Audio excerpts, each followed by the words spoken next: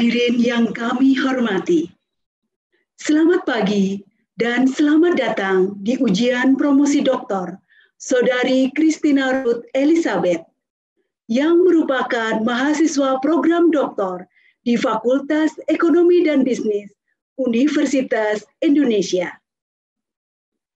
Beberapa saat lagi, sidang promosi doktor Saudari Christina Ruth Elizabeth akan dimulai.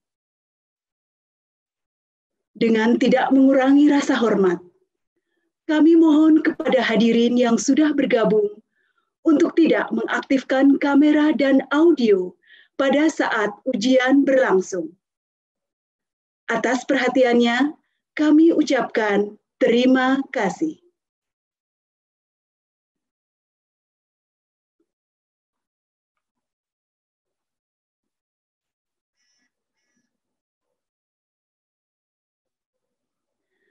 Tim penguji promosi doktor Universitas Indonesia memasuki ruang sidang. Kami silakan Bapak dan Ibu tim penguji sidang promosi doktor untuk dapat mengaktifkan kamera dan audionya.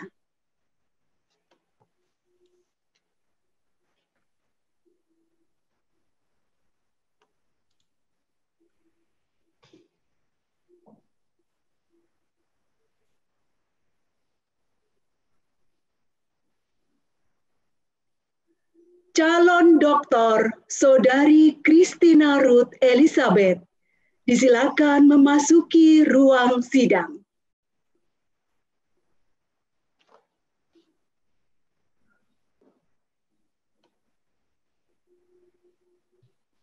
Sekali lagi kami mohon dengan hormat untuk Bapak dan Ibu tamu undangan untuk tidak mengaktifkan kamera dan audionya karena ujian akan segera kami mulai.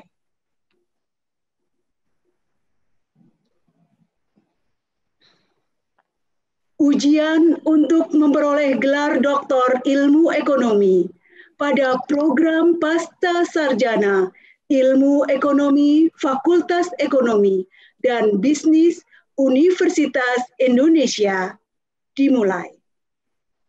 Kami silakan Ketua Sidang, Bapak Profesor Nahrawi, PhD, untuk membuka sidang ini. Assalamualaikum warahmatullahi wabarakatuh. Selamat pagi, salam sejahtera, dan salam sehat buat kita semuanya. Hadirin undangan yang kami hormati, pada hari ini Selasa 11 Agustus 2020, sidang terbuka promosi doktor Universitas Indonesia saya buka.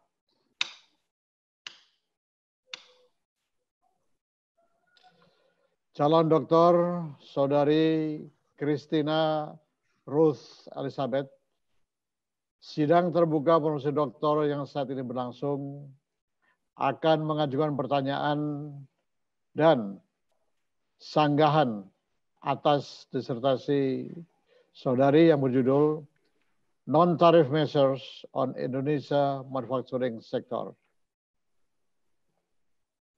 Bapak, Ibu, dan hadirin, izinkanlah saya terlebih dahulu memperkenalkan nama tim promotor dan tim penguji pada sidang promosi doktor hari ini. Selaku promotor, Bapak Dr. Maderemeng Panenunge.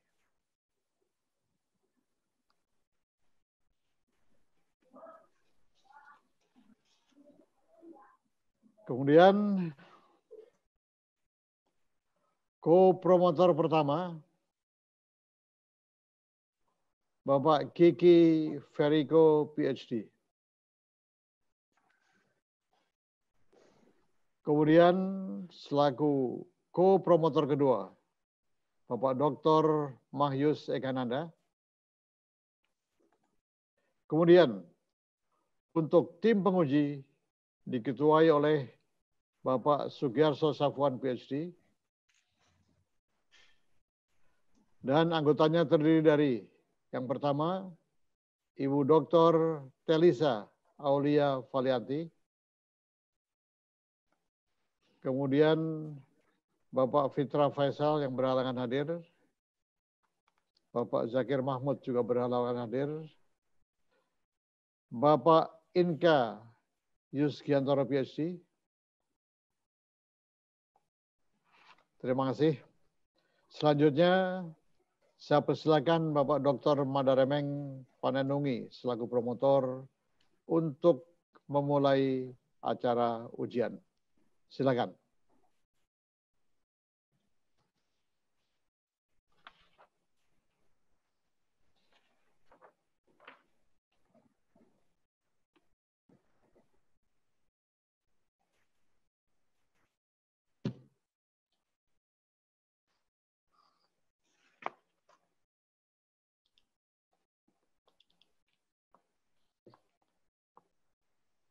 Silakan Pak Kiki.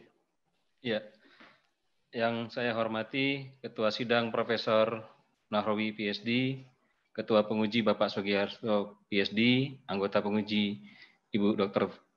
Telisa Valianti, Bapak Inka Purnomo, PhD, Bapak Zakir, PhD, dan Bapak Fitra Faisal, PhD yang berhalangan hadir, dan Ketua Promotor Bapak Dr. Madaremeng, saya sebagai Kopromotor 1, dan Kopromotor 2 Bapak Dr.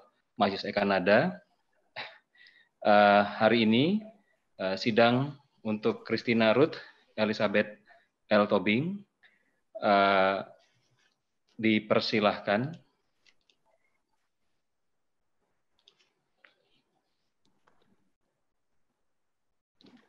Yang terhormat Bapak Dr. Madaremeng Panenungi dan Bapak Kiki Feriko, PhD, perkenankan saya membacakan ringkasan atau inti disertasi saya sebagai berikut.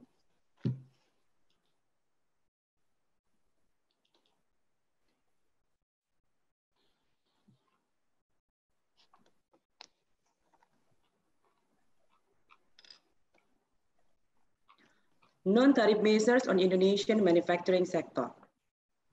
Seiring dengan penurunan tarif, kebijakan non-tarif semakin meningkat digunakan dalam perdagangan internasional, terutama sejak krisis keuangan global tahun 2008, di mana banyak negara menggunakan NTMs untuk memproteksi industri dalam negeri dan untuk menyediakan lapangan pekerjaan di dalam negeri. Kondisi yang sama terjadi di Indonesia. Tahun 89 rata-rata tarif impor sebesar 33%, menurun hingga 7% pada tahun 2015. Sebaliknya, tahun 98 terdapat 20 NTMs meningkat menjadi sebanyak 977 NTMs pada tahun 2018 yang berdampak pada 77% produk yang diperdagangkan. NTMs adalah seluruh kebijakan perdagangan selain tarif yang secara potensial memiliki dampak ekonomi pada perdagangan barang internasional, baik dengan merubah kuantitas barang yang diperdagangkan, harga, atau keduanya. Pada prinsipnya, NTMs bersifat netral. NTMs berbeda dengan hambatan non-tarif atau NTB. NTB merupakan bentuk NTMs yang didesain secara sengaja untuk mengurangi perdagangan internasional.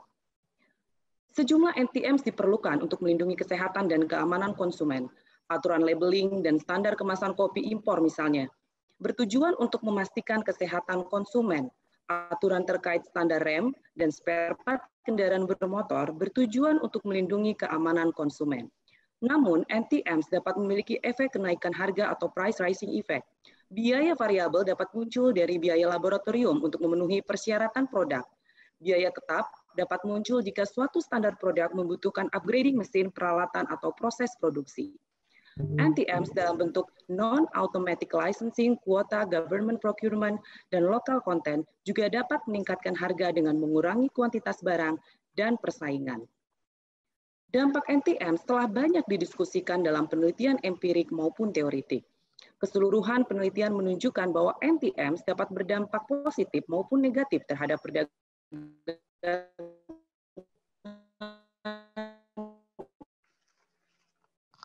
internasional. Framework menghasilkan dua efek. yaitu efek yang menghambat perdagangan atau trade impeding effect, dan efek peningkatan permintaan atau demand enhancing effect. Jika compliant cost dari NTM signifikan terhadap biaya produksi, maka NTMs dapat mengurangi perdagangan. Namun jika NTMs mengatasi masalah asymmetric information pada kualitas produk dan memberikan informasi tambahan terkait selera dan pilihan konsumen, maka akan meningkatkan perdagangan. Framework Malletz dan DRC menunjukkan bahwa peningkatan iceberg trade cost dari NTMs dapat berdampak negatif pada produktivitas dan profitabilitas agregat dari perusahaan. Dampak NTMs pada sektor manufaktur di Indonesia menarik untuk diteliti dikarenakan sektor manufaktur menyumbang kontribusi terbesar pada GDP. Namun kontribusi dan pertumbuhan sektor ini terus menurun. Sektor manufaktur Indonesia masih bergantung pada bahan baku impor. Lebih dari 75% barang impor yang masuk ke Indonesia adalah bahan baku industri. NTMs yang diterapkan pada produk manufaktur semakin intensif. 55% produk manufaktur impor terdampak NTMs, mencakup 58% total nilai impor produk manufaktur.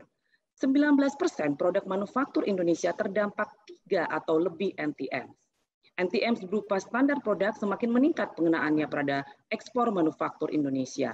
Tahun 2015, 16% dari produk ekspor manufaktur Indonesia terdampak SPS dan 42% dari produk ekspor Indonesia terdampak TBT.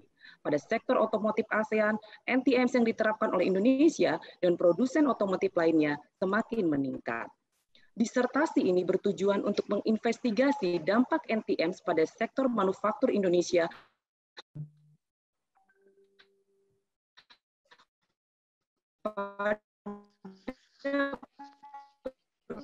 Saudara Promoveda, suaranya putus-putus. 2010 hingga 2008. NTMs dianalisis pada 3 kegiatan perdagangan, impor dan intra-industry trade yang dibagi dalam 3 paper penelitian. Penelitian pertama meneliti dampak dari NTMs yang diterapkan oleh pemerintah Indonesia pada input intermediate impor terhadap produktivitas dan profitabilitas dari perusahaan manufaktur di Indonesia. Penelitian kedua menginvestigasi dampak dari NTMs yang diterapkan oleh negara tujuan ekspor terhadap ekstensif dan intensif margin perusahaan manufaktur Indonesia. Ekstensif margin mengacu pada partisipasi ekspor, sedangkan intensif margin mengacu pada nilai ekspor. Penelitian ketiga memetakan pola jarak regulasi NTMs dan intra-industry trade pada industri otomotif di ASEAN. Kontribusi penelitian ini. Penelitian pertama, sepengetahuan penulis, penelitian ini merupakan penelitian pertama yang mengukur dampak NTMs pada input intermediate impor yang diterapkan oleh negara pengimpor dalam negeri. Penelitian sebelumnya lebih banyak meneliti dampak NTMs yang dikenakan oleh negara tujuan ekspor. Penelitian ini juga berkontribusi membangun data NTMs atau konstruksi data pada level perusahaan di Indonesia. Penelitian kedua, penelitian ini merupakan studi pertama yang mengestimasi dampak dari standar produk terhadap ekstensif dan intensif margin dengan menggunakan data standar produk ANTAD. Penelitian ini juga berkontribusi dalam membangun data NTMs atau konstruksi data pada level perusahaan. Literatur yang ada sebelumnya terkait standar produk, terutama di Indonesia, sedikit sekali yang mengukur dampak standar produk di level perusahaan dikarenakan adanya keterbatasan data. Penelitian ketiga berkontribusi pada literatur terkait NTMs dan kedalaman integrasi suatu kawasan. Studi ini mengukur jarak regulasi NTMs pada level produk. Studi sebelumnya mengukur jarak regulasi NTMs pada level agregat. Pengukuran jarak regulasi pada level produk dapat digunakan untuk memetakan kedalaman integrasi regional pada level sektoral. Metode dan hasil penelitian untuk penelitian pertama menggunakan sampel 4.016 perusahaan manufaktur pada periode 2010 sampai 2015. NTMs yang digunakan mencakup semua jenis NTMs yang diterapkan oleh pemerintah Indonesia terhadap input intermediate impor. Variabel NTMs pada input intermediate dikonstruksi dari data survei bahan baku dan data NTMs ANTAD. Hasil estimasi dengan fixed effect model unbound panel menunjukkan NTMs menurunkan rata-rata produktivitas dan profitabilitas dari perusahaan manufaktur di Indonesia. Dampak negatif NTMs ditemui baik dari sisi nilai impor yang terdampak NTMs atau coverage ratio maupun dari sisi banyaknya produk tarif lines yang terdampak NTMs atau frequency index.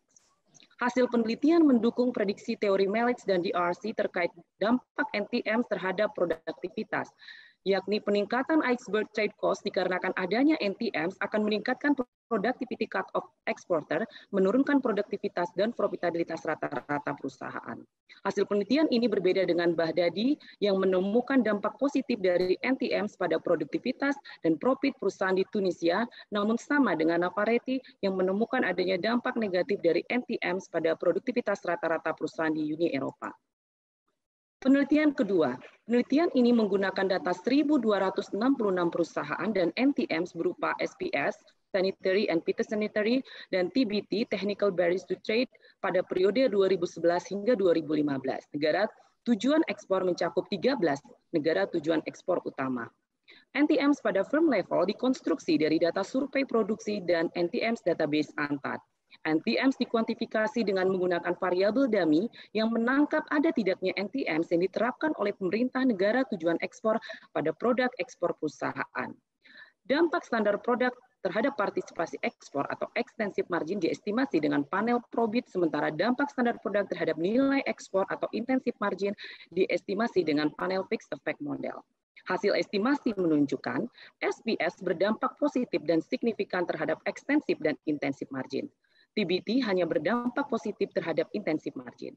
Hasil penelitian menunjukkan bahwa penerapan standar produk menciptakan demand enhancing effect karena dapat mengatasi masalah asymmetric inflation pada kualitas produk dan memberikan informasi tambahan terkait preferensi konsumen. Terkait extensive margin, dampak standar produk berbeda pada ukuran perusahaan atau sektor. Terdapat crossover interaction yang signifikan. Semakin besar ukuran perusahaan, semakin rendah dampak TBT pada probabilitas melakukan ekspor. Sedangkan semakin besar ukuran sektor, semakin rendah dampak SPS terhadap probabilitas melakukan ekspor. Perusahaan atau sektor yang besar telah lebih dahulu memenuhi standar produk sebelum standar tersebut diadopsi menjadi national standard. Hal ini mengindikasikan bahwa TBT dan SPS bersifat pro-kompetitif. Terkait intensive margin, dampak standar produk berbeda pada ukuran perusahaan atau sektor. Dampak standar produk sejalan dengan prediksi teori Melick yang menjelaskan bahwa intensive margin bergantung pada produktivitas awal dari perusahaan. Dampak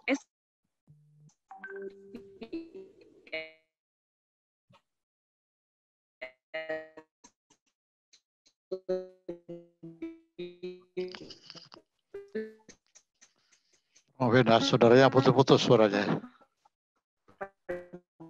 Perusahaan yang lebih besar atau produksif, sementara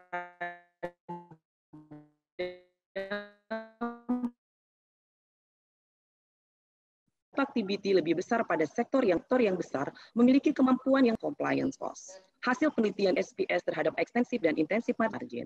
Penelitian ketiga menggunakan DATEAN dan 79 produk otomotif pada HS6 pada periode 2014 hingga 2018. NTMs dikuantifikasi dengan menggunakan regulatory distance index, sedangkan intra-industry trade dihitung dengan menggunakan GL index. Hasil penelitian menunjukkan struktur TBT Indonesia adalah yang paling mirip dengan produsen otomotif lainnya, sedangkan struktur regulasi TBT Vietnam paling berbeda dengan produsen lainnya. Dari sisi hubungan bilateral, struktur regulasi yang paling mirip ditemui pada hubungan antara Indonesia dan Malaysia, sementara struktur regulasi yang paling berbeda ditemui pada hubungan Malaysia dan Vietnam. Dari mapping intra-industry trade dan regulatory distance didapati bahwa tidak semua negara yang memiliki intra-industry trade tinggi juga memiliki jarak regulasi yang rendah. Hubungan yang ideal tersebut hanya didapati pada hubungan antara Indonesia dan Thailand. Harmonisasi TBT akan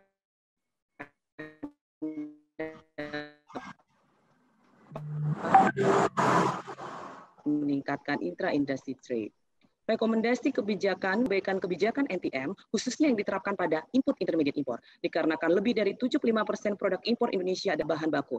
Perbaikan kebijakan mencakup dua hal, perampingan NTM, terutama ditujukan untuk NTM yang bersifat tumpang tindih atau overlapping. Pada kasus Indonesia, untuk memenuhi satu NTM, terdapat sejumlah persyaratan yang harus didapatkan dari sejumlah institusi. Perampingan prosedur terkait NTM, terutama conformity assessment, diharapkan dapat menurunkan biaya perdagangan. Harmonisasi harmonisasi NTM khususnya diterapkan pada NTM berupa standar produk. Karena harmonisasi NTM dapat menurunkan biaya perdagangan dari sisi importir. Namun perlu diperhatikan bahwa perbaikan kebijakan tidak hanya membuka keran impor untuk produk intermediate. Perbaikan kebijakan juga diharapkan dapat menyediakan ruang untuk pertumbuhan industri dalam negeri untuk memproduksi input intermediate. Dari penelitian kedua, direkomendasikan pentingnya fasilitasi perdagangan untuk membantu perusahaan atau sektor yang kecil untuk mendapatkan keuntungan dari penerapan standar produk oleh negara tujuan ekspor. Fasilitasi ekspor antara lain mempublikasikan informasi yang tersentralisasi terkait prosedur dari confirmatory statement dari standar produk yang diterapkan oleh sejumlah negara tujuan ekspor, terutama misalkan terkait dengan testing, inspeksi, dan sertifikasi. Kemudian melakukan negosiasi agar lembaga dari Indonesia dapat berpartisipasi terkait prosedur confirmatory statement, atau yang ketiga melakukan negosiasi mutual recognition agreement untuk confirmatory statement sehingga dapat menghapuskan duplikasi atau overlapping standar, terutama misalkan untuk testing atau sertifikasi. Penelitian ketiga merekomendasikan pemerintah untuk mempercepat harmonisasi NTM pada sektor otomotif di ASEAN. Harmonisasi juga dapat dilakukan dengan mengadopsi standar internasional otomotif yang telah ada atau memilih benchmark negara produsen otomotif. Keterbatasan dan penelitian selanjutnya. Dari penelitian pertama, belum memasukkan adanya harmonisasi NTMs. Penelitian selanjutnya dapat dilakukan dengan memperhitungkan harmonisasi NTMs untuk memberikan hasil yang komprehensif. Dari penelitian kedua, keterbatasan yang ada adalah belum memasukkan adanya kemungkinan perusahaan besar untuk berpindah ke pasar lain sebagai respon dari penerapan standar produk. Dan juga belum membuka kemungkinan bahwa perusahaan besar cenderung meningkatkan FDI dibandingkan melakukan ekspor pada tujuan pasarnya. Dari penelitian ketiga, keterbatasan yang ada adalah masih menggunakan analisis deskriptif. Estimasi dengan model empirik dapat memberikan gambaran yang lebih baik. Demikian ringkasan disertasi yang saya sampaikan. Terima kasih. Terima kasih, Saudara Promovenda. Calon doktor, Saudari Christina Ruth Elizabeth. Acara sidang ini kami lanjutkan dengan pertanyaan atau sanggahan dari para penguji. Saya persilakan penguji pertama, Bapak Sugiarso Safwan, PhD, selaku Ketua Penguji, menyampaikan pertanyaan atau sanggahannya. Silakan. Selamat pagi, terima kasih Pak Ketua. Pertama-tama saya mengucapkan selamat kepada Promovenda Christina Ruth Elizabeth yang telah berhasil menyelesaikan sampai pada tahap promosi ini.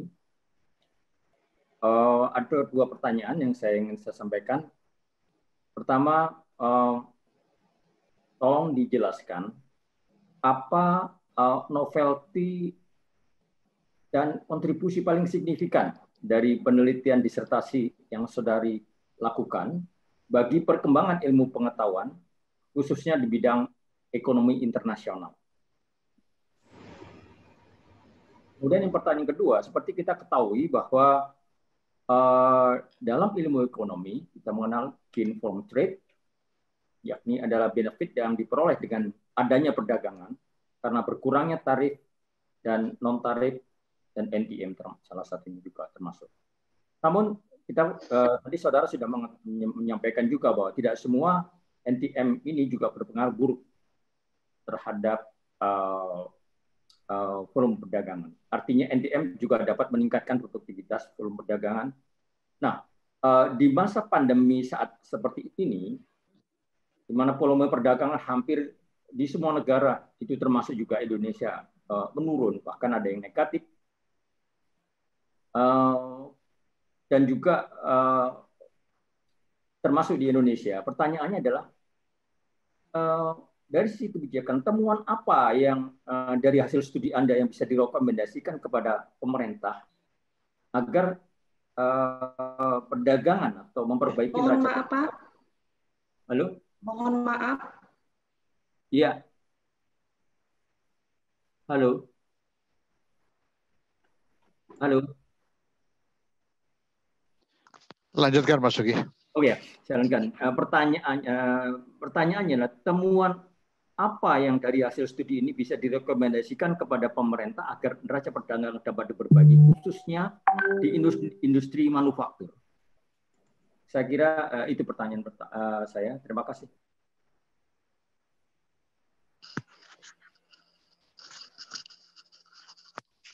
Silakan Prof. Venda untuk merespons.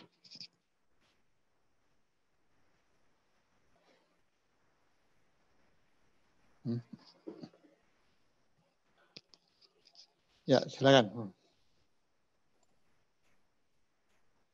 Mohon maaf. Oke.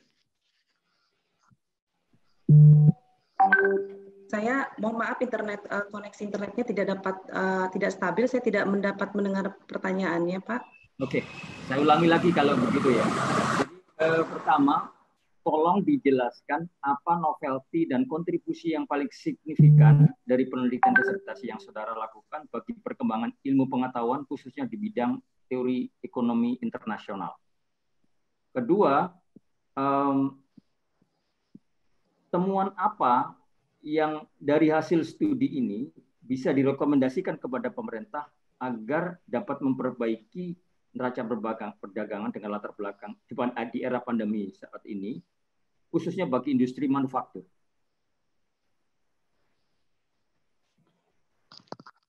Gimana, Prof. Venda, sudah bisa mendengarkan? Baru sekarang, Pak. Mohon maaf, ini Oke, silakan. ada permasalahan teknis saya tidak tahu, Pak. Boleh diulang lagi, mohon maaf, baru tersambung kembali. Sudah diulang 2 kali masih. Oke. Ya, saya ulangi lagi ya. Ya, baik, Pak. Kedengaran ya sekarang ya? Ya, kedengaran, Pak. Ya, ada 2 pertanyaan. Pertama, tolong dijelaskan apa novelty dan kontribusi paling signifikan dari penelitian disertasi saudari lakukan bagi perkembangan ilmu pengetahuan, khususnya bidang teori ekonomi internasional. Yang kedua, seperti kita telah ketahui dalam ilmu ekonomi, gain from trade adalah benefit dari adanya perdagangan karena berkurangnya tarif dan non-tarif barrier termasuk NTM. Artinya adanya NTM dapat meningkatkan produktivitas dan namun tidak semua non-tarif barrier, non-tarif measure itu berpengaruh buruk terhadap perdagangan internasional. Artinya NTM juga meningkatkan produktivitas dan volume perdagangan. Di masa pandemi seperti saat ini, volume perdagangan hampir di semua negara, itu termasuk Indonesia, menurun, bahkan ada yang negatif. Pertanyaannya adalah, temuan apa dari hasil studi ini yang bisa direkomendasikan kepada pemerintah agar neraca perdagangan dapat diperbaiki, khususnya di industri manufaktur. Sudah bisa didengar? Bisa dengar pertanyaannya? Belum. Kalau belum mungkin saya WA. Saudara Prof. Venda. Halo. Prof. Venda.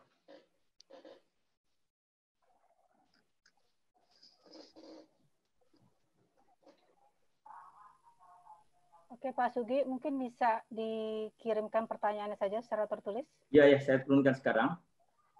Saya kirimkan sudah. Barusan saya kirimkan, tolong dilihat di WA aja. Halo. Halo, Prof. Venda.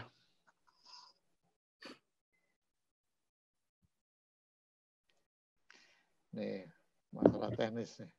Sudah saya kirimkan ke WA, mungkin ya, sudah tinggal dibaca aja. Kita tunggu ya, Pak. Iya. Sudah dibaca juga. Gimana, sudah bisa diterima, Pak Sugi? Sudah dibaca sama dia sih. Di sini bisa dicek, ada 2 centang. Tapi kalau nggak bisa merespons secara lisan gimana? Oh iya. Ya. Baik. Boleh yang terhormat Bapak Sugiarso Sapuan, PhD. Perkenankan saya untuk menjawab pertanyaan yang Bapak ajukan. Pertama, terkait kontribusi penelitian ini, Pak. Dari stream penelitian yang ada, dilihat bahwa penelitian pada level firm level terkait NTMs ini sulit dilakukan karena untuk melakukan penelitian di firm level diperlukan konstruksi data. Sehingga penelitian saya ini dari sisi novelty dapat dikatakan berkontribusi untuk mengkonstruksi data NTMs pada level perusahaan. Pertama, pada level perusahaan domestik, yaitu yang terkait pada penelitian pertama, mengkonstruksi data NTMs firm level terkait input intermediate import. Sedangkan yang kedua, juga mengkonstruksi data firm level, terutama pada NTMs yang dikenakan pada yang dikenakan oleh negara tujuan ekspor kepada perusahaan. Jadi dapat dikatakan bahwa kontribusi terbesarnya adalah pada konstruksi data. Kemudian untuk menjawab pertanyaan kedua, kebijakan apa? Saya kembali pada rekomendasi saya semula bahwa memang diperlukan adanya policy improvement terkait hal ini. Jadi yang pertama yaitu terkait beberapa NTMs yang sifatnya overlapping dan belum tersentralisasi, mungkin dapat diperbaiki menjadi lebih tersentralisasi baik informasi maupun yang sifatnya overlapping dapat dilakukan regulatory reform di dalamnya. Kemudian yang kedua terkait biaya perdagangan, maka NTMs yang bersifat produk standar dapat diharmonisasi sehingga dari sisi importir dapat menurunkan biaya perdagangan. Demikian jawaban yang dapat saya berikan. Terima kasih, Pak Sugi. Apakah ada komentar atas jawaban dari Prof. Venda? Atau cukup? Cukup. Baik, kalau cukup saya persilakan Ibu Dr. Telisa Aulia Valianti untuk mengajukan pertanyaan dan saya. Silakan. Baik, terima kasih Bapak Ketua Sidang. Pertama-tama saya mengucapkan selamat kepada Ibu Ruth dan kemudian para kopromotor dan promotor atas pencapaian pada hari ini ya. Kalau bisa dibilang, mudah-mudahan Mbak Ruth bisa mendengar, Mbak Ruth? Ya, bisa. Ya. Jadi bisa dibilang ini adalah salah satu calon doktor yang menurut saya cukup smooth dari awal sampai akhir. Karena ada beberapa teman juga yang relatif lebih berliku ya jalannya untuk menuju ke tahap promosi ini. Kalau saya nilai ini Mbak Ruth ini termasuk yang cukup smooth. Nah, mudah-mudahan ini bisa menjadi contoh yang baik. Namun demikian tetap ada beberapa hal yang ingin dikonfirmasi, yaitu ada 3 hal, yaitu nomor 1, apakah ada kemungkinan non-linearitas di dalam hubungan antara NTM dengan produktivitas? Tadi kalau tidak salah di teori disebutkan kan bisa positif, bisa negatif. Nah, apakah itu berarti ada kemungkinan pola hubungan yang sifatnya non-linear di dalam hubungan antara NTM dengan produktivitas? Kemudian yang kedua, bagaimana dengan benchmarking NTM di negara-negara yang maju industrinya? Artinya, bagaimana perbandingan dengan di negara-negara yang industrinya maju seperti di Korea, ataupun di China, ataupun di Taiwan, mengenai penerapan NTM yang baik itu seperti apa? Apakah ada benchmark di situ? Dan yang terakhir, yang ketiga, salah satu kriteria penilaian di dalam AACSB itu adalah ethics and social responsibility. Ya, secara substansi penelitian ini sudah sangat baik sekali. Ya, secara substansi, metodologi dan lain sebagainya. Nah, yang ingin kami konfirmasi di sini adalah bagaimana tanggung jawab sosial dari penelitian ini. Karena ini adalah salah satu penilaian di dalam form bahwa kita harus juga hasil penelitian kita ini juga selain relevan terhadap kebijakan, itu juga harus memiliki dampak kepada sosial masyarakat. Ya tadi walaupun sudah ditanyakan oleh penguji sebelumnya, oleh Ketua Penguji Bapak Sugiharso juga sama menanyakan rekomendasi, tetapi di sini mungkin lebih ke social responsibility-nya, selain untuk policy, bagaimana manfaat penelitian ini untuk masyarakat. Nah, kalau tidak salah di ujian sebelumnya, Mbak Ruth sudah menyebutkan bahwa ini arah kebijakannya adalah kepada perampingan NTM dan harmonisasi NTM. Menurut saya itu juga sudah sangat baik. Nah, tapi bagaimana mengelaborasi ini supaya lebih bermanfaat kepada sosial? Karena kita tadi memiliki tanggung jawab sosial kepada masyarakat. Demikian, Bapak Profesor Nahrawi, terima kasih atas kesempatan pertanyaannya. Ya, terima kasih. Silakan, Saudara Bung Frenda. Yang terhormat Ibu Dr. Telisa Avalianti, perkenankan saya untuk menjawab pertanyaan yang Ibu ajukan. Untuk pertanyaan pertama, apakah ada hubungan non-linearitas dari NTMs? Karena selama ini dari framework yang saya tunjukkan dapat berdampak positif atau negatif. Memang terkait hubungan ini, Bu, hubungan dari dalam penelitian saya ini, saya memang belum melakukan tes endogeneity ya. Bisa saja bahwa ada faktor lain juga apakah dia eksogen atau endogen daripada NTMs yang saya konstruksi, itu masih dapat dilakukan pada penelitian selanjutnya. Jadi kalau ditanyakan apakah kemungkinan ada non-linearitas, dapat saja terjadi, Bu. Ini yang mungkin menarik untuk diteliti untuk berikutnya. Kemudian yang kedua, pertanyaannya adalah bagaimana negara maju menerapkan NTMs. Nah, semua negara, terutama juga negara maju, pasti juga memiliki NTMs, Bu, karena mereka memiliki income yang tinggi, standar hidup yang tinggi, sehingga mereka tentu meminta kualitas produk yang lebih tinggi. Karena itu mereka juga memiliki NTMs. Dan NTMs yang paling banyak diterapkan itu umumnya adalah NTMs yang berupa standar produk.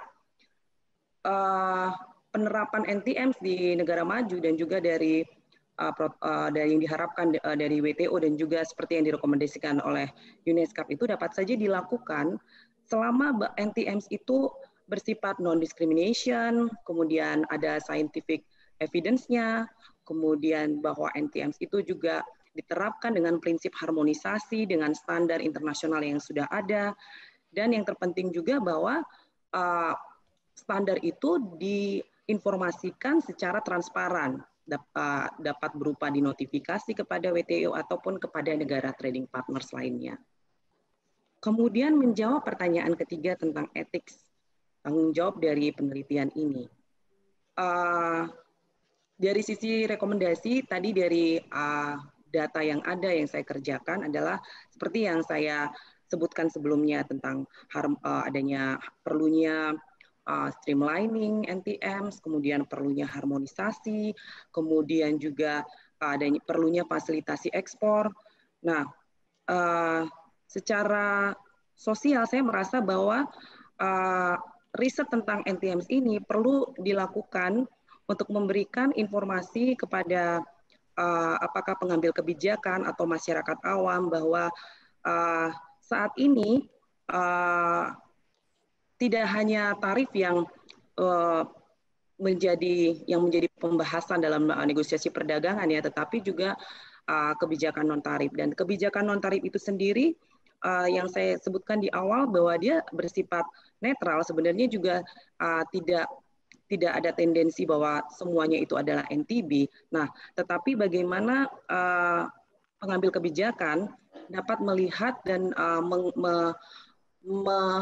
membentuk NTMs-nya itu atau mereform NTMs-nya itu menjadi lebih baik sehingga dapat mengurangi cost daripada perdagangan, sehingga market menjadi lebih efisien.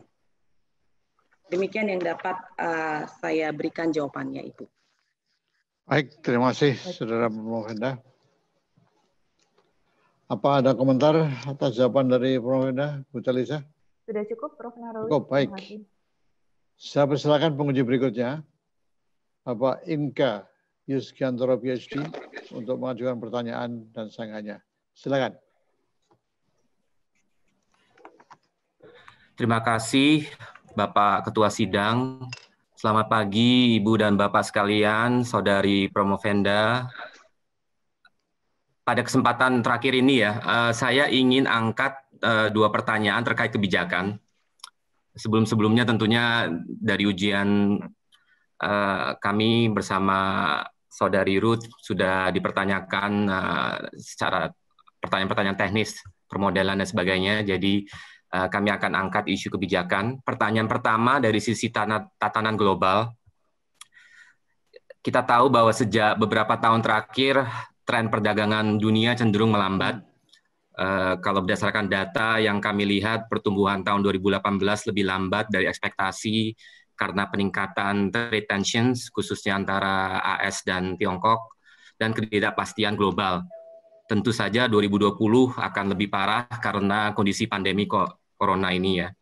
Pertanyaannya adalah jika kondisi perdagangan dunia ini terus melambat sampai tahun depan, apakah itu karena pandemi COVID yang tidak kunjung selesai, atau incumbent Presiden Amerika Serikat terus lanjut 4 tahun ke depan dengan kebijakan yang not so free trade, dan dengan asumsi jumlah MTN ceteris paribus sama seperti sebelumnya, bagaimana dampaknya terhadap hasil dari penelitian ini? Jadi apakah hasil disertasi ini berubah dengan kondisi seperti ini ya? Jadi kalau dalam permodelan ibaratnya seperti exercise policy simulation untuk sensitivity analysis, tapi dalam hal ini cukup disampaikan saja secara konseptual. Pertanyaan kedua, dari sisi Indonesia sendiri, kita tahu bahwa sejak krisis keuangan Asia 97-98, sektor manufaktur Indonesia menunjukkan tren yang menurun ya, atau at best stagnan dari sisi kontribusinya terhadap PDB maupun kemampuan untuk menggenerate tenaga kerja.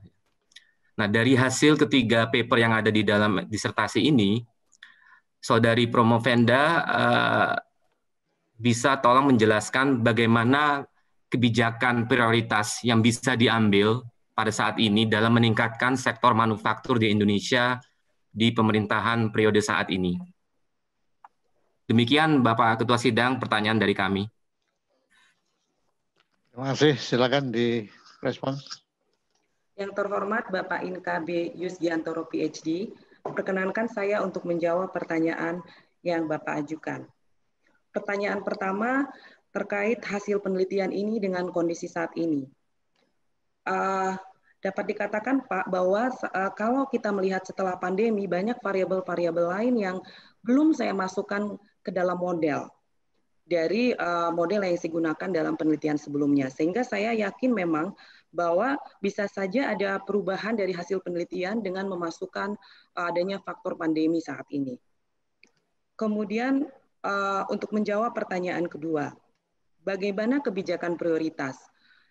Penelitian yang saya lakukan adalah terkait dengan NTMs, maka dapat saya katakan bahwa rekomendasi kebijakan yang terkait NTMs yang menarik dari penelitian saya adalah terutama terhadap barang input intermediate import.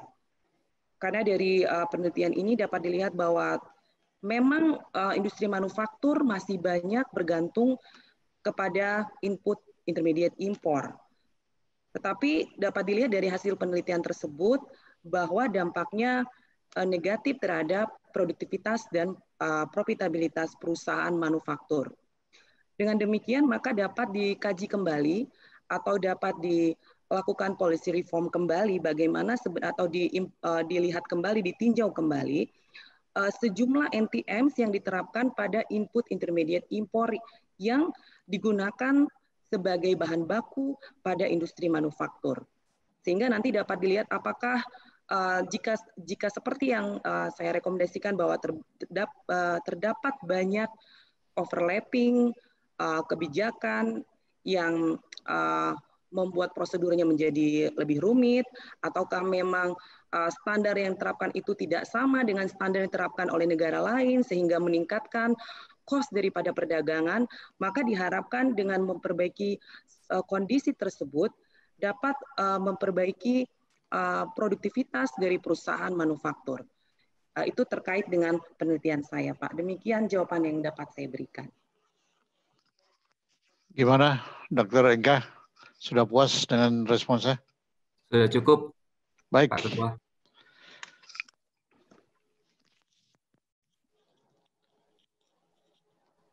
Saya persilakan co-promotor pertama. Baik, terima kasih Profesor Dr. Nahrawi sebagai Ketua Sidang. Ruth Elizabeth, ada 3 paper, kita sudah selama beberapa tahun ini membahas tentang ini, dan kita juga sudah ujian sidang yang sebelumnya membahas hal-hal teknis. Mungkin saya akan lebih ke hal-hal yang filosofi untuk mendengarkan komentar dari Ruth terhadap 3 paper tersebut secara esensial saja. Yang pertama untuk paper kedua, saya berangkat dari titik kata-kata Ruth yang mengatakan bahwa NTM tidak sama dengan NTB. Dan NTM, semakin kaya sebuah negara akan semakin membutuhkan. Karena tuntutan atas kualitas hidup. Sehingga untuk menjaga atau semakin peduli dengan kesehatan. Katakanlah negara itu pada titik pendapatan per kapita tertentu, dia akan menerapkan atau memberlakukan banyak atau semakin banyak NTM.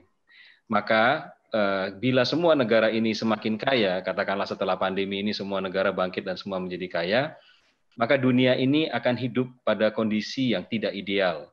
Idealnya adalah seperti yang Ruth temukan, bahwa NTM itu mengganggu ekspor. Sehingga idealnya tidak ada NTM. Tapi at the end of the day, pada ujungnya dunia ini akan berada pada kondisi NTM. Jadi semuanya menerapkan NTM. Sebetulnya Ruth sudah menjawab tadi, tapi saya ingin mendengarkan sekali lagi, karena menurut saya in real life NTM ini tidak akan pernah hilang. Bagaimana kita deal atau sebuah negara itu deal with this, tetap harmonis, tapi deal dengan kondisi NTM sebagai dominan strateginya. Yang kedua, untuk paper 1, dari studinya Ruth jelas bahwa NTB lah, mungkin kalau saya boleh katakan lebih ke NTB, itu mengganggu produktivitas kalau diterapkan kepada intermediate input. Padahal kita tahu negara seperti Indonesia itu bahan baku versus bahan penolong itu lebih banyak bahan baku. Sehingga semua negara termasuk Indonesia, developing countries, ingin memproduksi bahan baku penolong. Atau bahan penolong lah, bukan bahan baku. Jadi bergeser dari raw materials ke intermediate input. Ini pernah saya tanyakan juga, beberapa sejarah negara menunjukkan bahwa ketika ia ingin bergeser dari raw materials ke intermediate input, dia menerapkan beberapa proteksi. Zaman dulu tarif. Mungkin zaman sekarang mereka akan menerapkan NTB. Tapi kita tahu kalau dia terapkan NTB, produktivitas hilirnya turun. Karena itu artinya dia akan menerapkan hambatan terhadap intermediate input. Bagaimana atau apa yang terfikir oleh Ruth untuk menyelesaikan masalah ini? Karena kalau tidak, sampai kapanpun kita tidak akan pernah membuat bahan penolong. Padahal proteksi mengganggu produktivitas. Jadi solusi apa yang bisa kita tawarkan? Pertanyaan ketiga atau pertanyaan terakhir untuk paper 3. Ruth meneliti mengenai jaringan produksi otomotif.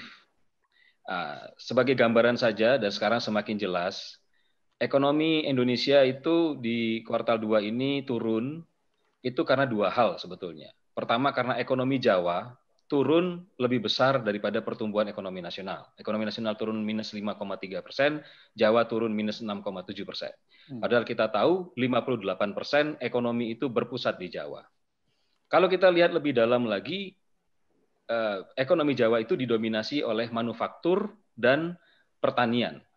Ya, dan 55% ekonomi itu bergantung pada manufaktur dan pertanian. Jadi yang terkena itu adalah manufaktur dan pertanian. Nah, Ruth meneliti jaringan produksi otomotif. Kita tahu Indonesia itu mayoritas dari sisi domestic investment dan mayoritas dari sisi jumlah perusahaan besar menengah manufaktur itu adalah industri makanan dan minuman. Industri makanan dan minuman bahan bakunya berasal dari pertanian. Memperbaiki pertanian dan mendorong makanan dan minuman itu sama saja mendorong manufaktur dan pertanian, itu sama saja mendorong ekonomi Jawa, itu sama saja menyelamatkan ekonomi Indonesia. Nah, ini pertanyaan di luar konteks sebetulnya, karena Ruth meneliti tentang otomotif. Saya hanya ingin mendengar komentar Ruth, apa tidak sebaiknya suatu saat ya, kalau Ruth melanjutkan lagi untuk menulis paper, karena tidak akan berhenti sampai disertasi saja, saya yakin, untuk melihat jaringan yang ada di dalam, jadi local wisdom kita, yaitu industri makanan dan minuman dan tanaman bahan pangan. Kenapa? Karena kalau kita lihat, ekspor kita justru bukan makanan dan minuman, impor kita justru yang terkait tanaman bahan pangan. Gula, tanaman umbi-umbian. Kita ekspor mie, tapi gandumnya impor, wheatnya impor, ya, mesinnya impor, meslinnya impor dan seterusnya. Nah, jadi ini konteks lain melihat jaringan produksi di luar otomotif, yaitu tanaman bahan makanan. Saya rasa 3 itu saja. Terima kasih. Terima kasih Pak Ketua Sidang. Ya, terima kasih. Silakan Prof. Vena direspons.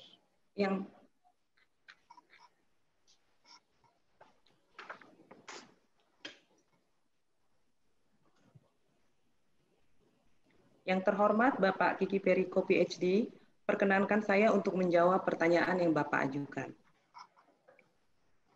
Pertanyaan pertama yang dapat saya tangkap dari Bapak adalah, kira-kira bagaimana kita deal dengan NTMs ketika semua negara akan menerapkan NTMs, kemudian ketika income negara itu meningkat dan masyarakat atau konsumen juga meminta standar produk yang lebih tinggi.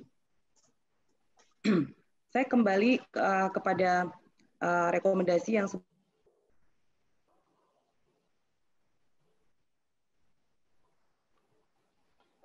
Mana putus lagi, Saudara Prof. Vena, suaranya nggak ada lagi. Mungkin gambarnya dimatikan ya. Yang terhormat Bapak Kiki Periko, Kiki Periko, PhD, perkenankan saya untuk menjawab pertanyaan yang Bapak ajukan. Untuk pertanyaan pertama, bagaimana kita deal dengan NTM saat semua negara akan menerapkan NTMs dan juga mereka memiliki income yang semakin meningkat. Seperti apa kita deal dengan situasi ini? Kalau dari penelitian maupun dari pendapat pribadi saya, Pak, bahwa jika pada akhirnya semua negara akan menerapkan NTMs, maka yang paling penting dilakukan adalah bahwa NTMs itu dinotifikasi atau dipublikasikan secara transparan kepada trading partner, sehingga trading partner tahu bahwa negara kita memiliki standar demikian. Yang kedua, bahwa NTMs yang kita terapkan itu adalah yang memiliki scientific evidence, jadi yang bukan dibuat seperti barriers untuk perdagangan, tetapi memang diperlukan oleh konsumen di negara kita. Kemudian juga yang NTMs yang kita buat hendaknya harmonize dengan standar internasional yang sudah ada, dan kita juga tidak melakukan diskriminasi terhadap NTMs yang ada. Jadi saya rasa itu situasi yang diharapkan pada saat semua negara juga akan memberlakukan NTMs. Kemudian pertanyaan yang kedua terkait intermediate input. Bagaimana situasi seharusnya ada NTMs, kemudian juga kita ingin juga mengembangkan, memberi ruang untuk industri dalam negeri, saya kira itu bisa berjalan beriringan, Pak. Jadi NTMs kita improve bagaimana, apakah terdapat NTM yang selama ini overlapping atau prosedurnya sulit atau tidak tersentralisasi ya. Kemudian kita juga sambil kita juga menyiapkan bagaimana kebijakan-kebijakan untuk mendorong industri dalam negeri untuk bertumbuh. Jadi saya rasa kedua kebijakan itu dapat dijalankan secara paralel. Kemudian yang ketiga terkait bagaimana meneliti NTM pada industri tanaman bahan pangan misalnya atau makanan dan minuman, saya setuju sekali Pak Kiki. Jadi untuk ke depan memang penelitian-penelitian mungkin bukan hanya kepada produk manufaktur, juga bisa ke produk bahan pangan seperti yang Bapak sarankan. Demikian yang dapat saya sampaikan, jawaban yang dapat saya berikan. Gimana Dr. Kiki? Apakah respon dari Prof. Vena cukup jelas? Cukup, Profesor Nahrawi. Terima kasih. Saya persilakan kooperator kedua, Bapak Dr. Mayus Kanada, untuk menyampaikan tanggapan atau pertanyaan. Silakan, Pak Mayus.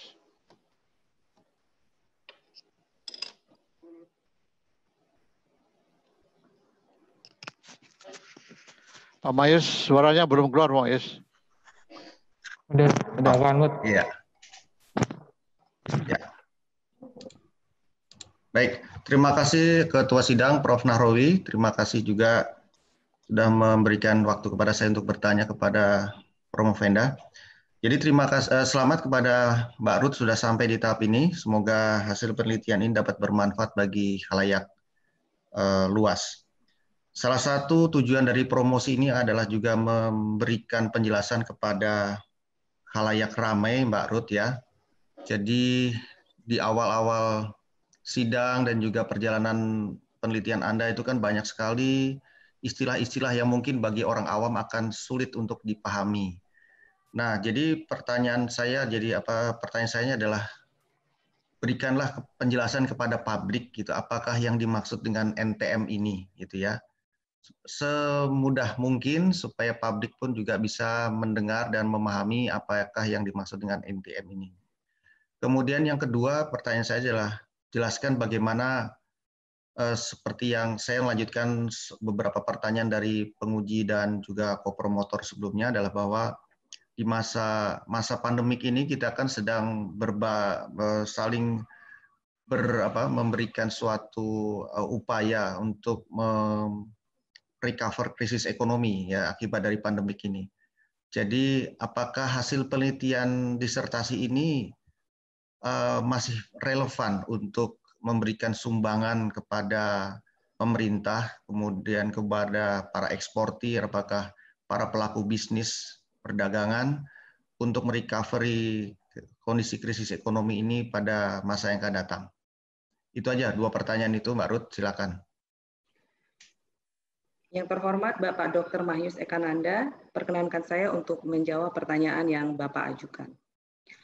Untuk pertanyaan pertama, di sini saya akan memberikan penjelasan kembali pada publik apa sebenarnya NTMs dan seperti apa diberlakukan oleh negara-negara.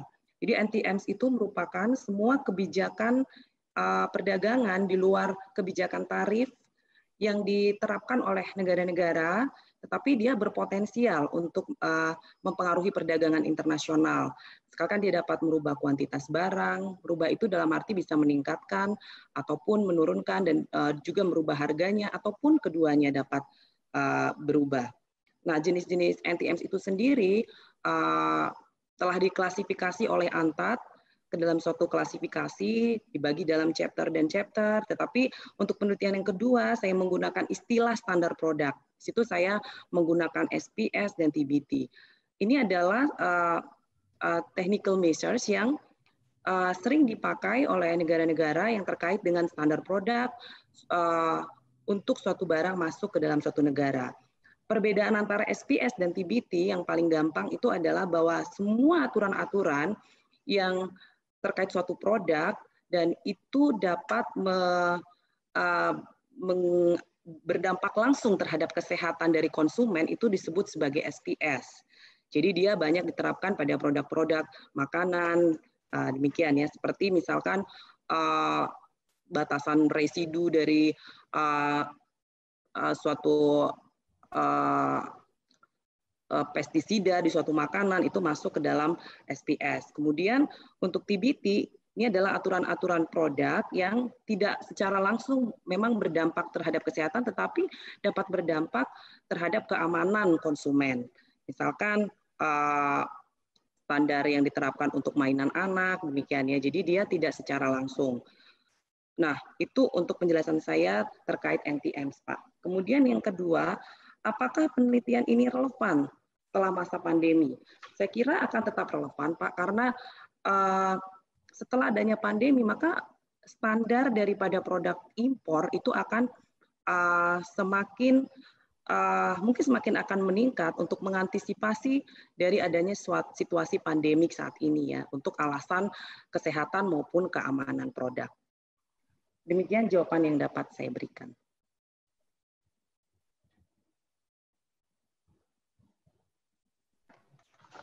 Saudara Mahyus, sudah cukup puas?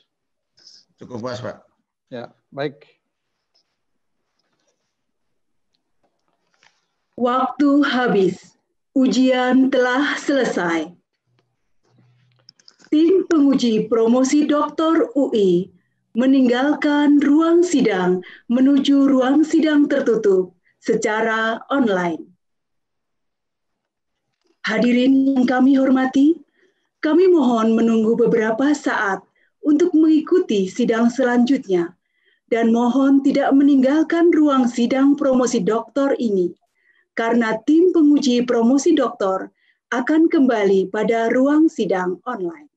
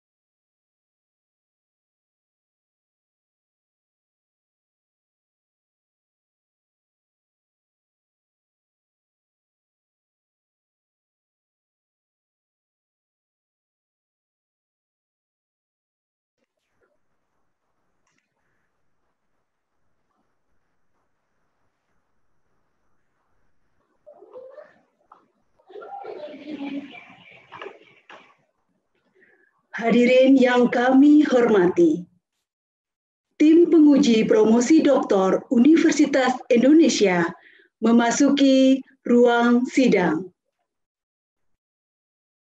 Calon doktor Saudari Christina Ruth Elizabeth disilakan masuk ke ruang sidang dan harap mengaktifkan kamera serta audio.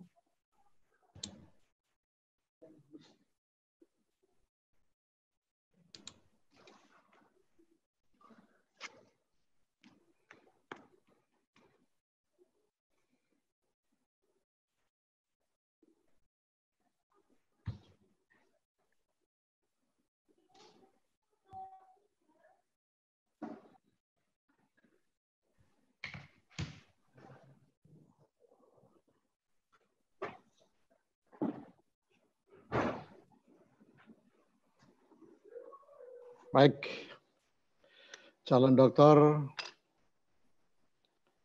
Saudari Christina Ruth Elizabeth, kami telah mempelajari disertasi yang saudari ajukan.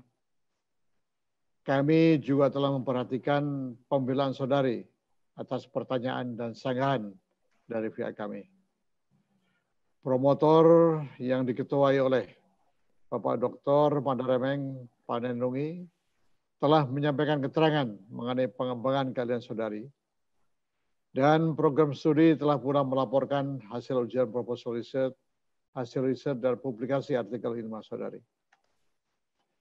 Berdasarkan semua itu, tim penguji memutuskan untuk mengangkat saudari Christina Ruth Elizabeth menjadi doktor dalam program studi ilmu ekonomi dengan yudisium cum laude.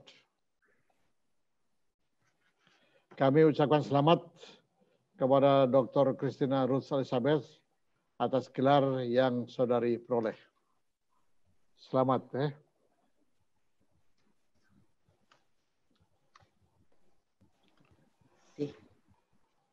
Selanjutnya saya persilakan promotor Bapak Dr. Madaremeng Panenungi untuk menyampaikan sambutannya.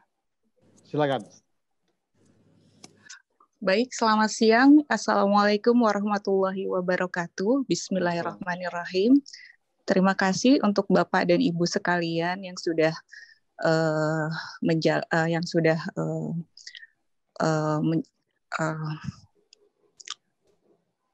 mohon maaf.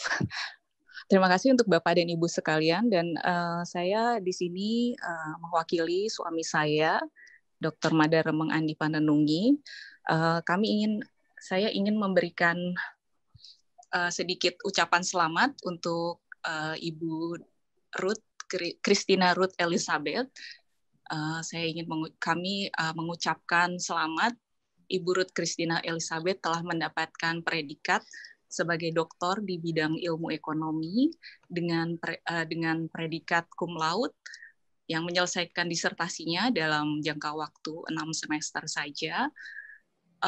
Saya mengetahui bahwa Ibu Ruth dan promotornya telah menjalani proses diskusi yang panjang dan sangat intens, dan alhamdulillah hari ini Ibu Ruth telah mencapai pencapaian tertinggi di bidang akademisnya.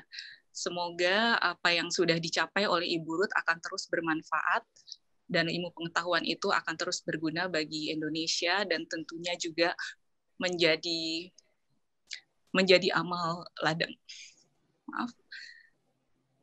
ladang amal dari promotornya di bidang ilmu pengetahuan yang ditekuni. Saya rasa itu saja. Terima kasih dan sekali lagi selamat kepada Ibu Ruth Christina Elizabeth. Selamat siang. Wassalamualaikum warahmatullahi wabarakatuh. Waalaikumsalam.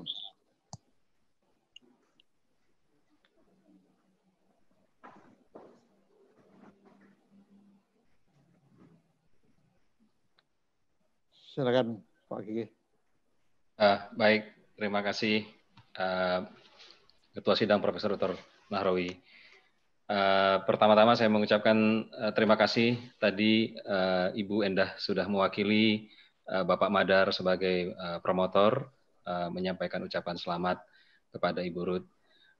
Saya sekali lagi mengucapkan terima kasih kepada Ketua Penguji Bapak Sugiharso, anggota Ibu Telisa, Bapak Inka, Bapak Zakir, dan Bapak Fitra yang hari tidak berhalang hadir. Kemudian juga Bapak Pahis Kanada sebagai kopromotor 2. Izinkan saya untuk menyampaikan untayan singkat untuk Christina Ruth Elizabeth L. Tobing, lulusan ke-118 program doktor PPIE, wanita ke-32 yang berhasil mencapai gelar ini, dan lulus dengan cum laude dalam waktu yang singkat. Selamat. Dan Ruth memilih 3 essays yang masing-masing memiliki kekuatan, objektivitas, dan metodologi yang unik dan memiliki novelty. Dengan judul dan juga penulisan disertasi di dalam bahasa Inggris tentang non-tariff measures on Indonesian manufacturing sector. Menurut kami sebagai promotor, ini adalah topik yang penting, namun juga jarang, sehingga memiliki nilai novelty yang baik.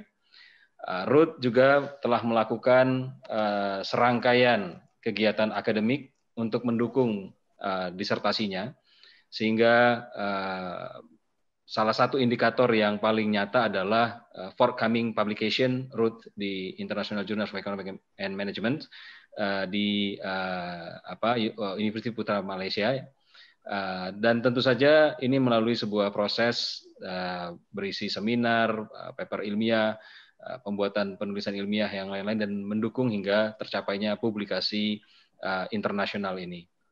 Dan ini adalah sebuah pencapaian yang juga tidak mudah. Semoga 2 paper lain atau 2 essay lain juga bisa terbit di jurnal internasional. Seperti kita ketahui bahwa ekonomi internasional dan Ruth memilih bidang ini khususnya untuk perdagangan, dan khususnya lagi hambatan di bidang perdagangan selalu memiliki 2 sisi. Dan sisi ini dilihat dari 2 kepentingan kita dan kepentingan partner kita. Dan setiap kepentingan itu akan selalu bertabrakan karena masing-masing memiliki tujuan untuk mencapai optimalitas dari benefit from trade yang dia harapkan. Maka yang paling penting di dalam ekonomi internasional ini adalah 2 hal. Yang pertama, yang sering kali juga Ruth katakan, itu adalah harmonisasi dan juga netralitas.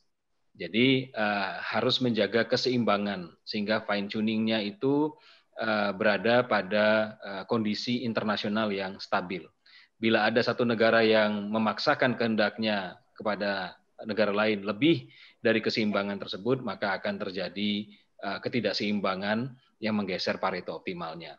Nah, disinilah keunikan dari ekonomi internasional itu dan ilmu ekonomi pada umumnya, yaitu melihat dari pros and cons, cara berpikir tesis dan antitesisnya.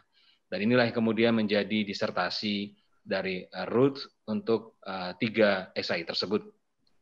Dan ini sebuah karya akademik yang hadir dan menambah nuansa dan menambah kekayaan akademik, lebih khususnya untuk Indonesia, lebih khususnya lagi untuk topik non-tarif measurement yang cukup sering dibicarakan dalam tataran praktis, tapi belum dalam tataran ilmiah dan menjadi sebuah disertasi. Jadi selamat untuk Ruth dan sudah memberikan kontribusi juga untuk PPIE FEB UI.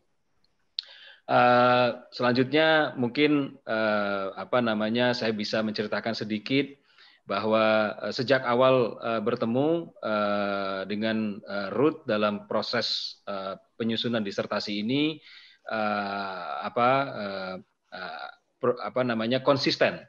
konsisten sejak awal ingin meneliti tentang non-tarif measurement, dan Ruth punya pengalaman beberapa kali mengerjakan proyek terkait ini dalam tataran karya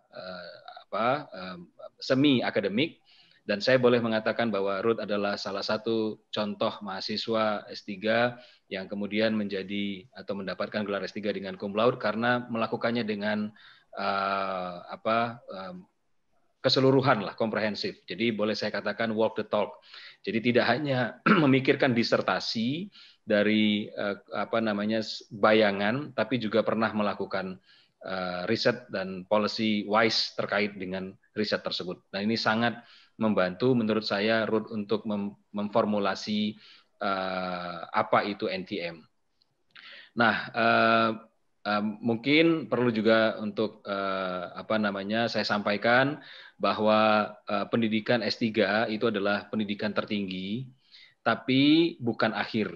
Sehingga ini adalah awal atau means atau alat yang kita harapkan, paling tidak saya sebagai kopromotor Ruth untuk terus berkarya, untuk terus menulis, karena dalam proses pencarian di dalam penggalian referensi, pengolahan data yang sangat detail, menggabungkan jenis-jenis data mulai dari HS, kemudian data industri, lalu kemudian data yang terkait lainnya yang detail, itu pasti akan menimbulkan sebuah proses kontemplasi yang membuat Ruth bertemu dengan nilai-nilai filosofi dari perdagangan atau ekonomi internasional, khususnya dalam non-tarif measurement ini.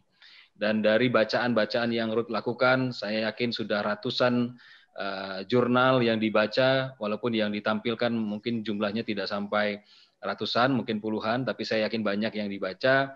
Kemudian data yang sebegitu detail, yang diolah sendiri, itu adalah sebuah kerja keras dan sebuah konsistensi di mana Ruth memaksa diri untuk mencapai hal yang terbaik. Itu adalah sebuah proses yang sangat mahal harganya, dilakukan dalam waktu yang untuk ukuran doktor itu cukup cepat, sehingga saya yakin banyak cerita di belakang proses tersebut. Dan at the end of the day sebetulnya bukan gelarnya yang penting, tapi adalah proses transformasi diri Ruth sendiri dalam proses mencari ilmu itu dan kemudian menghasilkannya. Nah, ibarat naik mendaki gunung sampai di atas, Ruth sudah mencapai gelar ini, dan dengan kerja keras, dengan strategi, dengan pencarian filosofi, melalui referensi, melalui tanya jawab, melalui sidang, dengan penulisan ilmiah yang juga diterima di jurnal internasional, semua itu ada harganya, sehingga sudah sampai di atas, maka kini saatnya Ruth untuk jangan lupa membagi ilmunya ke bawah dan ke yang lain, sehingga proses akademik ini terus berjalan.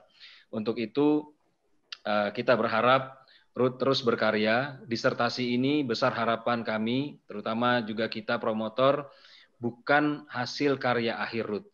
Kita berharap Ruth terus menulis semua transformasi dan kemampuan, baik kemampuan teknis maupun filosofis yang sudah Ruth hasilkan dan sudah Ruth dapatkan, proses transformasi diri yang Ruth selami ini untuk bisa berkarya terus, menjaga kualitas akademiknya.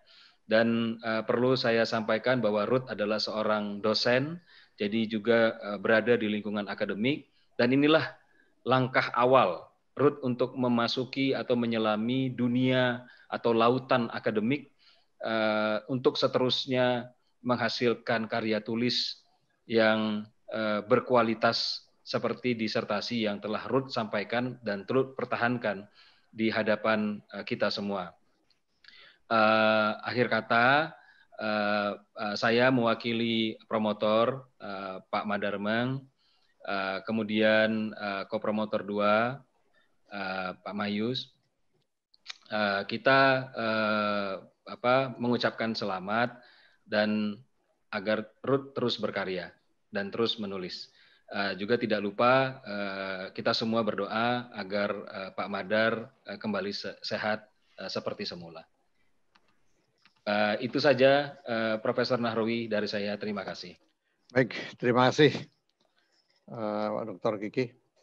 Selanjutnya saya persilakan kepada Dr. Christina Ruth Elizabeth untuk menyampaikan sambutan singkatnya. Silakan, Ruth. Selamat siang dan salam sejahtera bagi kita semua. Yang terhormat Ketua Sidang Promosi Bapak Profesor Nahrawi PhD, Yang terhormat Promotor Bapak Dr. Madaremeng A. Panenungi, yang terhormat Kopromotor Bapak Kiki Periko PhD, Bapak Dr. Mahyus Ekananda, yang terhormat Bapak Ibu Penguji, Bapak Sugiarso Sapuan PhD, Ibu Dr. Telisa Afalianti, Bapak TM Jakir Mahmud PhD, Bapak Pitra Faisal PhD, dan Bapak Inka Yusgiantoro PhD. Yang terhormat seluruh tamu undangan yang telah bersedia meluangkan waktunya pada promosi online ini. Puji dan syukur saya panjatkan kepada Tuhan Yang Maha Esa, karena atas izin, berkat, dan rahmat-Nya saya dapat menyelesaikan disertasi dan seluruh rangkaian studi S3 pada hari ini. Banyak tantangan dan pengalaman berharga saya dapati selama menjalani studi ini.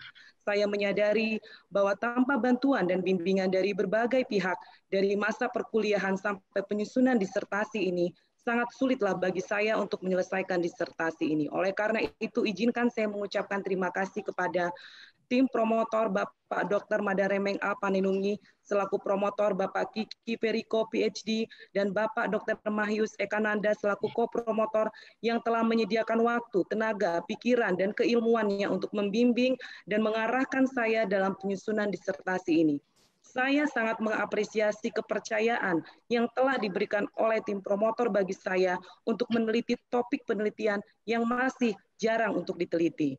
Semoga Tuhan Yang Maha Esa selalu melindungi dan memberikan rahmat-Nya kepada Bapak beserta keluarga, terkhusus untuk Bapak Dr. Madaremeng yang telah menyediakan waktu untuk membimbing saya dengan sabar, sekalipun beliau sedang menjalani pengobatan di luar negeri. Semoga Bapak lekas sembuh dan semangat menjalani pengobatan. Saya sangat berterima kasih, Pak, atas bantuan Bapak.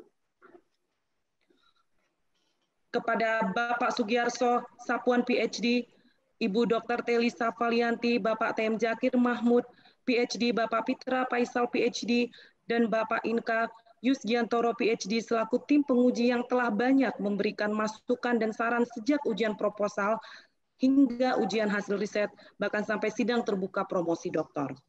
Kepada Sekretaris Program Pascasarjana PPIE Ibu Dia Widiawati PhD dan Bapak Dr. Joni Hartono yang telah banyak membantu dan memberikan masukan berharga untuk saya terkait administrasi, disertasi, dan publikasi internasional. Para dosen dan staf Sekretariat Program Pascasarjana Ilmu Ekonomi Fakultas Ekonomi dan Bisnis Universitas Indonesia atas berbagai pengajaran dan kemudahan administrasi selama mengikuti perkuliahan. Terkhusus untuk Mbak Mila, Mbak Mirna, Mas Pras, Mbak Yati, Mbak Rina, terkhusus lagi untuk tim IT yang sangat berdedikasi membantu pada hari ini, Mas Eko dan Mas Aryo. Saya berterima kasih kepada beasiswa LPDP Kementerian Keuangan yang telah memberikan biaya penuh untuk menyelesaikan studi S3 di PPIE FEB UI. Saya juga mengucapkan terima kasih untuk tim Project NTM ASEAN Area dan ANTAD, terkhusus untuk Dr. Lilian Ing, Koordinator Project NTM ASEAN dan Senior Ekonomis Area, yang telah memberikan kesempatan bagi saya untuk mengikuti pelatihan NTMs dan mendapatkan sertifikasi NTMs. Dan juga untuk teman-teman perjuangan di NTM ASEAN Project, Anika, Reno, dan Grace yang mungkin hadir hari ini.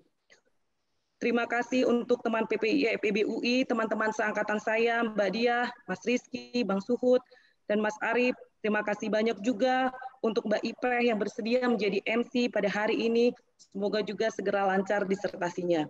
Dan saya juga mengucapkan terima kasih kepada teman-teman PPIE lain yang tidak dapat disebutkan satu persatu dalam kesempatan ini. Terima kasih juga untuk kehadiran teman-teman yang mungkin dari SMU Negeri 1 Medan, EPUSU 98, MEP UGM, dan teman-teman lain yang tidak dapat disebutkan satu persatu.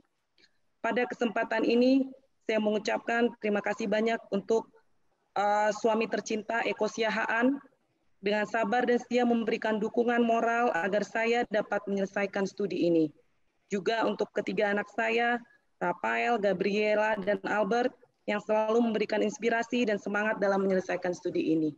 Mungkin ada hadir di sini.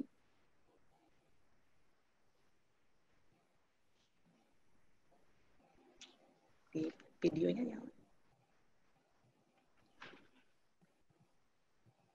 Terima kasih juga yang tidak terhingga saya sampaikan kepada kedua orang tua saya, almarhum Bapak Janus Lumban Tobing dan Ibu Sitio Nimda Manik, yang selalu berdoa dan memberikan motivasi untuk anak-anaknya untuk terus maju, memperbaiki diri, dan tidak lupa berbagi pada orang lain. Pada kesempatan ini, saya pun berterima kasih banyak kepada 6 saudari perempuan saya, Kak Evin, Ita, Kak Juli, Maria, Martina, dan Ripka yang telah banyak memberi dukungan dan motivasi. Terima kasih juga. Terima kasih. Ini dengan ibu saya, Ibu Sitionim Damanik, yang telah memperjuangkan saya hingga mencapai gelar doktor hari ini. Terima kasih. Terima kasih juga untuk mertua saya, Ibu T. Siahaan, dan keluarga besar Siahaan yang telah memberi dukungan doa dan moral. Terima kasih keluarga besar Tobing dan Damanik juga yang mungkin hadir dalam promosi ini. Akhir kata, saya berharap semoga Tuhan Yang Maha Esa membalas segala kebaikan semua pihak yang telah membantu. Dan semoga disertasi yang saya kerjakan dapat memberikan manfaat bagi pengembangan ilmu pengetahuan. Hadirin yang saya hormati, Dr. Christina Ruth Elizabeth adalah Doktor Ilmu Ekonomi, Fakultas Ekonomi dan Bisnis Universitas Indonesia yang ke-118. Atas nama pimpinan Fakultas Ekonomi dan Bisnis Universitas Indonesia, saya menyampaikan ucapan selamat sekali lagi kepada Dr. Christina atas gelar yang saudara peroleh. Dengan demikian, ujian profesi doktor telah berhasil dilaksanakan, dan dengan ini sidang terbuka profesi doktor Universitas Indonesia saya tutup.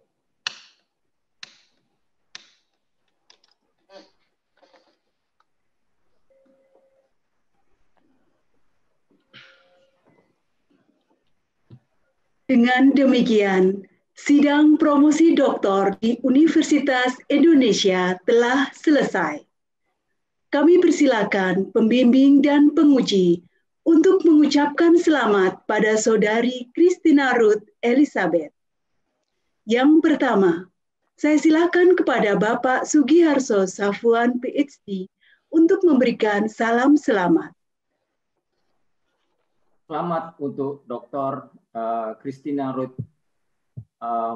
Saya mengucapkan saya senang sekali mendengar berita ini. Mudah-mudahan terus berkarya dan apa yang disampaikan oleh para promotor dan pengujinya ini menjadi langkah awal untuk menuju lebih baik. Makasih. Selanjutnya kepada Ibu Telisa Aulia Valianti, PhD, dapat berkenan memberikan ucapan selamat. Ya, selamat Ibu Christina Ruth atas prestasinya yang sangat membanggakan, dan tadi Pak Kiki sudah menyebutkan nomor berapa doktor yang wanita yang dihasilkan dari program Pasca Sarjana Ilmu Ekonomi. Sebagai perwakilan wanita, ya tentu mudah-mudahan Mbak Christina nanti menjadi kebanggaan juga, ya, dan selamat juga untuk keluarga, dan semoga ilmu Mbak Christina di bidang ekonomi internasional, ya, kita kan sekarang cukup jarang yang di bidang ekonomi internasional, karena saya juga berasal dari ekonomi internasional, ya, sangat bangga bahwa ada lulusan PPIE yang di bidang ekonomi internasional. Semoga itu bisa dikembangkan dan juga di forum-forum internasional. Siapa tahu nanti Mbak Ruth bisa bekerja di WTO, membela kepentingan Indonesia. Itu harapan saya, dan selamat sekali lagi untuk promotor dan kopromotor. Terima kasih. Terima kasih banyak. Kepada Bapak Inka B. Yusgiantoro, PhD, kami silakan memberikan ucapan selamat. Ya, Dr. Ibeth, selamat atas kerja kerasnya selama 4 tahun terakhir ini untuk meraih gelar akademik tertinggi di perguruan tinggi, ya. Sebagai seorang scholar, saya khususnya berharap nih Dr. Ibeth bisa terus memiliki semangat juang yang tinggi dan terus memiliki pemikiran yang kritis, kreatif, dan inovatif, ya. Dan tentunya jangan lupa untuk meneruskan visi Tridharma perguruan tinggi, ya. Tadi yang sudah disampaikan juga Pak Kiki, yaitu dari sisi pendidikan, dalam hal ini untuk dapat terus mengajar, dari sisi penelitian ini jangan lupa untuk terus melakukan riset, dan terakhir pengabdian masyarakat, ya. Sekali lagi terima kasih atas melibatkan kami dalam proses ini S3 program Dr. IBET selama 4 tahun ini, dan Prof. Syed atas pencapaiannya dan selamat berkontribusi bagi nusa dan bangsa. Terima kasih Pak Indra. Selanjutnya kepada Bapak Kiki Feriko, PSD, kami silakan untuk memberikan ucapan selamat. Ya, sekali lagi Ruth, selamat atas pencapaiannya.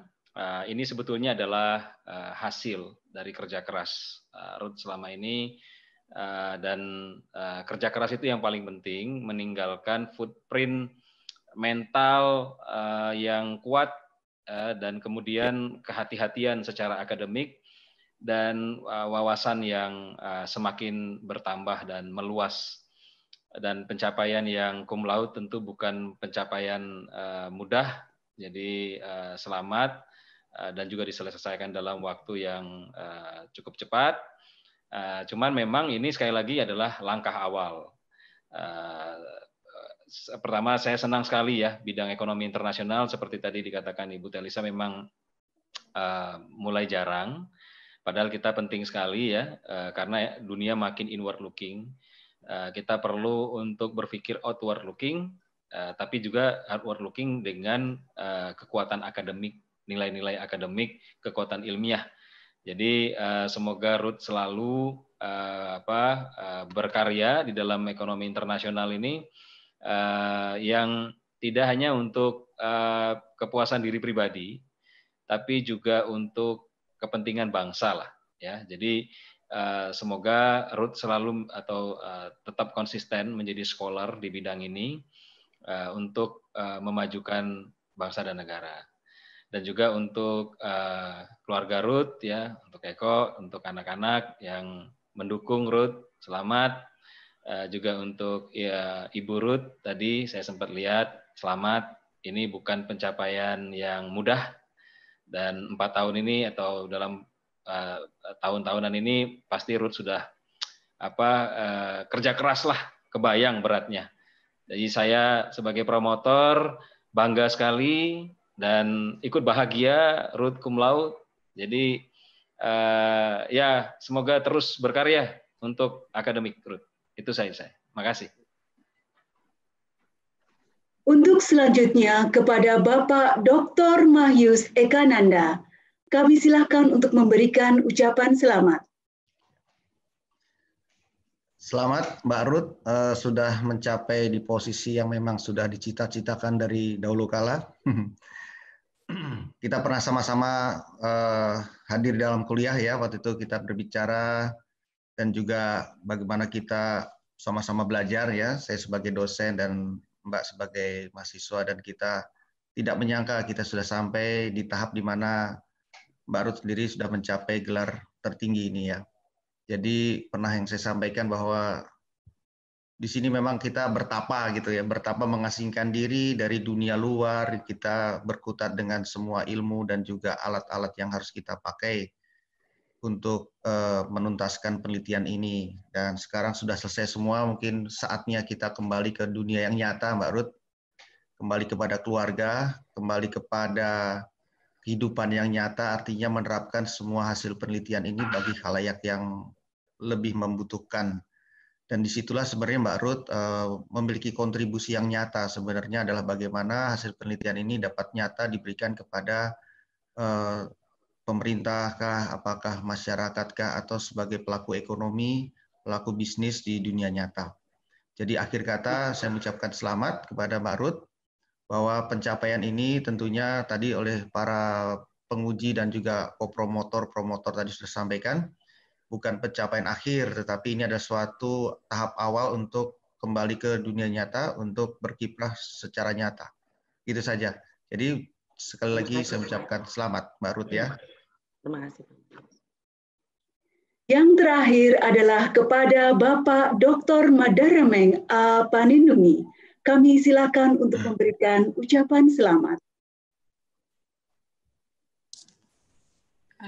Selamat siang semuanya. Assalamualaikum warahmatullahi wabarakatuh. Sekali lagi di sini saya mewakili suami saya, Bapak Dr. Madarameng Andi Panindungi. Selamat kepada Ibu Ruth Christina Elizabeth atas perjuangannya yang sudah mencapai garis finish.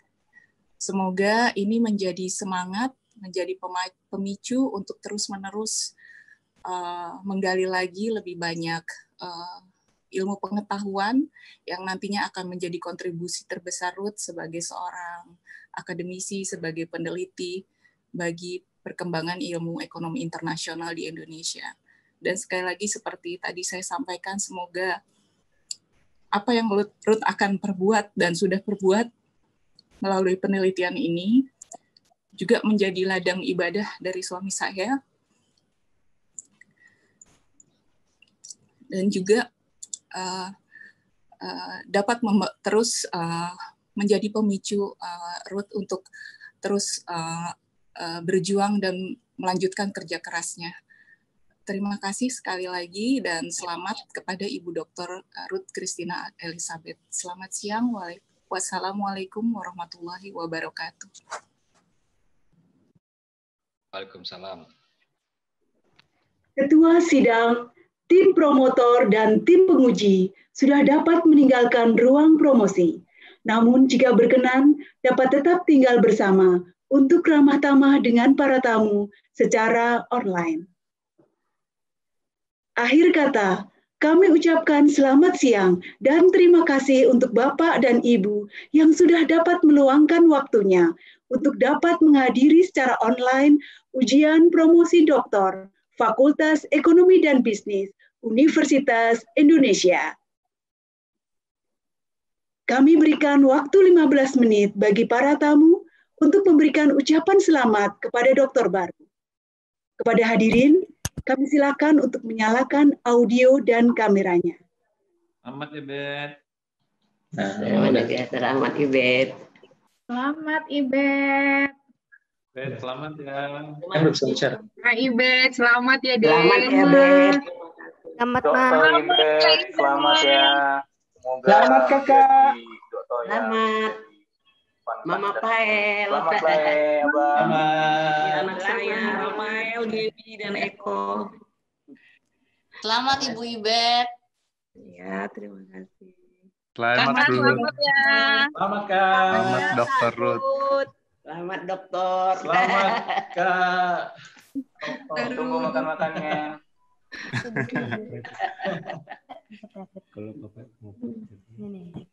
Selamat ya Mbak Ruth.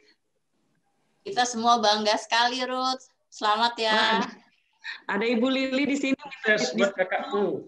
Ibu Lili minta disebut. Congratulations Kakak. Bu Anika, kalau ada Bu Anika, Pak Reno. Ya. Bu Lili. Selamat ya Bet. Bangga banget. Bu Lili. Terima kasih Bu Lili. Selamat Ibet. Oh iya ya.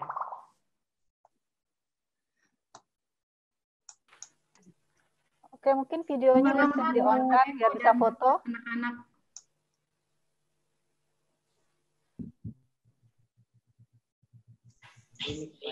Wah, ada Anika juga nih. Rame nih gengnya. Halo Anika. Ya Pak. Ada Lili juga tadi. Ya betul. Supporter setia semua. Selamat. Selamat ya Bang Eko. Selamat Eko. Eko selamat kok. Thank you Pak Kiki. Hebat. Video bisa di-on-kan biar bisa diambil fotonya. Mulai dari kelas 1. Selamat Dokter Ruth. Sampai ke dokter. Mohon videonya di-on-kan biar bisa diambil foto.